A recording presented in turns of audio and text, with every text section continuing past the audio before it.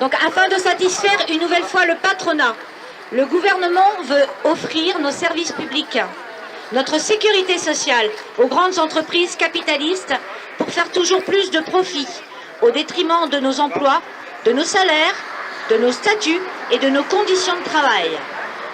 Gouvernement et patronat déroulent leur plan de casse de notre modèle social et s'attaquent à l'ensemble du monde du travail, avec la remise en cause du financement de la sécurité sociale, la destruction du droit du travail, des conventions collectives, du statut, le démantèlement des services publics et de la fonction publique, tant en ce qui concerne la fonction publique d'État, l'hospitalière ou la territoriale, des privatisations comme annoncé à la SNCF.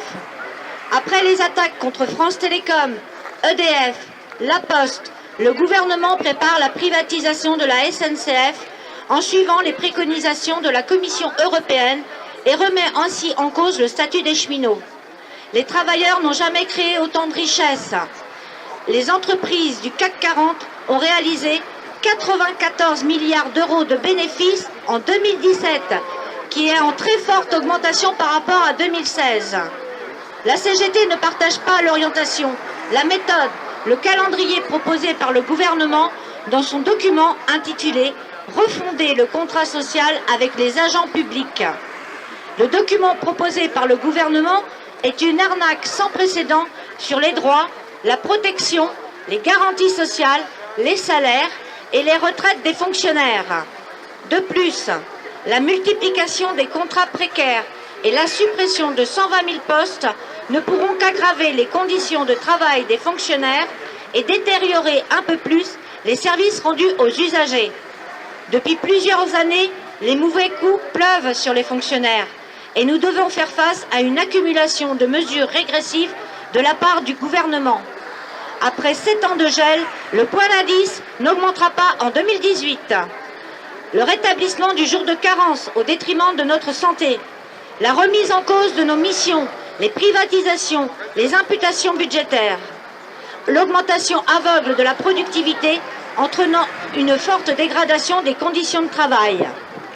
Dans ce contexte, les fonctionnaires sont dans l'impossibilité de vivre décemment de leur salaire et dans l'impossibilité de remplir correctement leur mission. Toutes ces mesures ne permettront en aucun cas d'améliorer et de développer des services publics de qualité, pourtant indispensables à la vie de toutes et tous les usagers. Les engagements pris pendant la campagne présidentielle d'augmenter les salaires des fonctionnaires doivent être respectés. Nos impôts doivent servir à améliorer et développer les services publics plutôt que d'être redistribués aux plus riches et aux entreprises du CAC 40.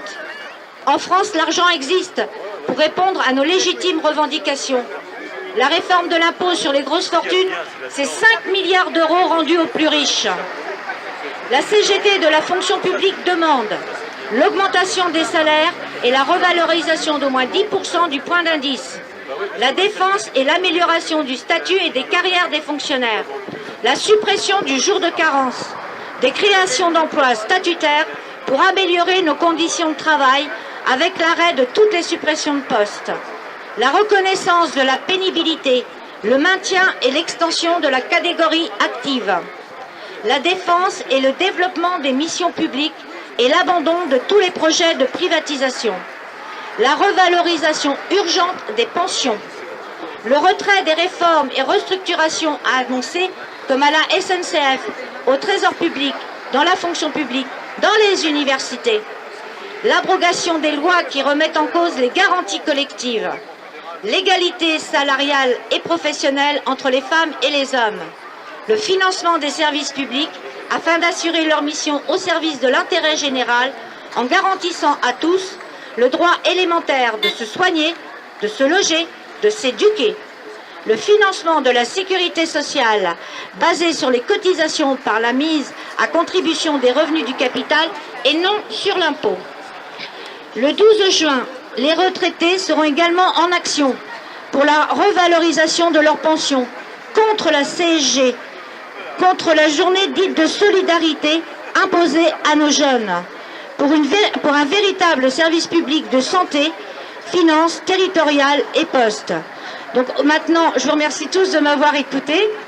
Et donc là, nous, vu le nombre qu'on est, on va faire un petit défilé. On va aller jusqu'à la médiathèque, hein, en musique.